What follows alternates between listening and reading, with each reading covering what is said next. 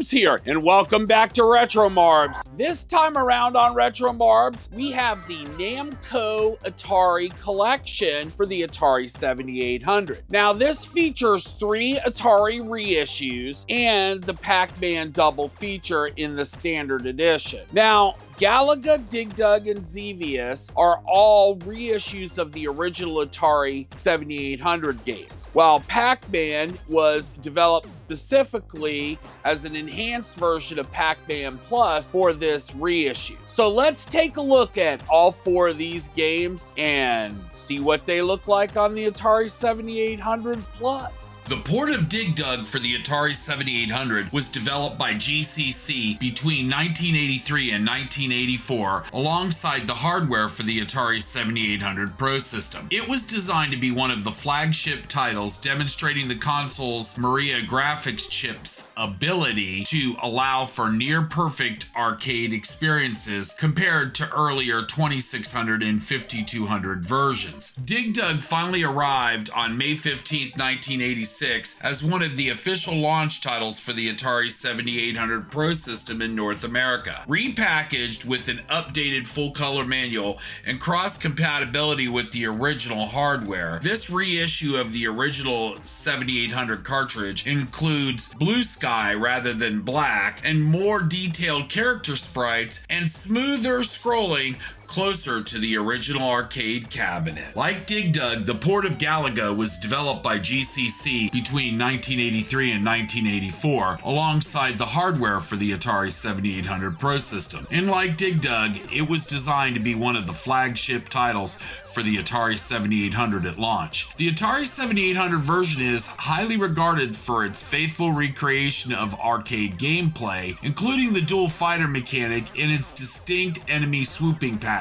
However, a lot of people complain that the sound effects are slightly off when compared to the arcade. However, its smooth performance seems to make it a standout title among the original Atari 7800 platform offerings. Complaints about the sound effects continue to be one of the problems by the decision to not include the Pokey chip for audio in the Atari 7800 as a cost-cutting move. I do think that this is one of the best standout titles on the platform and does hold up pretty well today. Developed by homebrew ace Bob DiCrenzo and based on his Pac-Man Plus cartridge for the Atari 7800, this version has been modified to feature a static non-scrolling maze for better playability on a single screen. This Atari 7800 version includes random mazes mode and a speed up option replicating the classic arcade speed up chip, which is kind of slick as well. Available in this standard edition, as well as several colored themed collector's editions that Atari released during San Diego Comic-Con and the Portland Retro Gaming Expo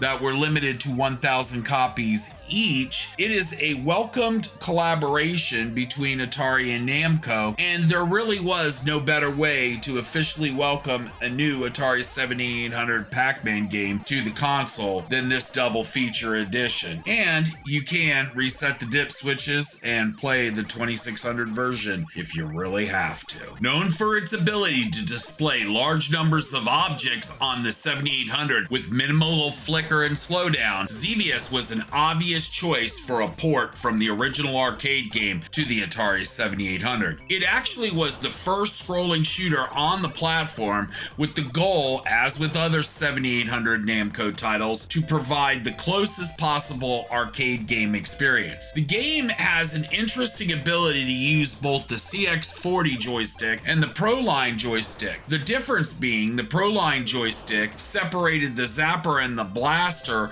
by using both buttons, which is available in other 2-button controllers on the 7800 today. The game is not easy, and it will take you some time to get good at it. Xevious may not be as well known as Galaga or Pac-Man, but it is another great example on what was possible with the Atari 7800. So there you have it. That's the Atari Namco Collection. Now, many of you might be saying to yourselves, there's one game that's suspiciously absent, and you would be right, and that's Pole Position 2. Now, Pole Position 2 was the pack-in cartridge that came with the Atari 7800. Now, I guess Atari felt there was no need to add Pole Position 2 to this package because ample copies of Pole Position 2, due to it being the pack-in cartridge, are darn near available everywhere from multiple retro sources. So if you want to have the complete collection, you might want to add that one as well. It has some really cool gameplay, and I do think it kind of complements the experience here. Now, these titles, I think, overall were a good representation at the time of what the Maria chip could do in the 7800, and now with even more advanced programming techniques like we've seen here with Tiger Healy, I do think that there are a lot of room for growth to do even more amazing things with the Atari 7800 hardware, that is for sure. I will say, though, it's a good collection, and if you want a complete set with boxes, this definitely is the way to go. I have been told that the availability on DigDug is a little tighter than normal at the time of this recording. However, I see that it is in stock at Amazon, as are all the other cartridges. There are links in the description should you want to pick them up. My name is Barbs. Thank you for watching. We'll see you in the next one.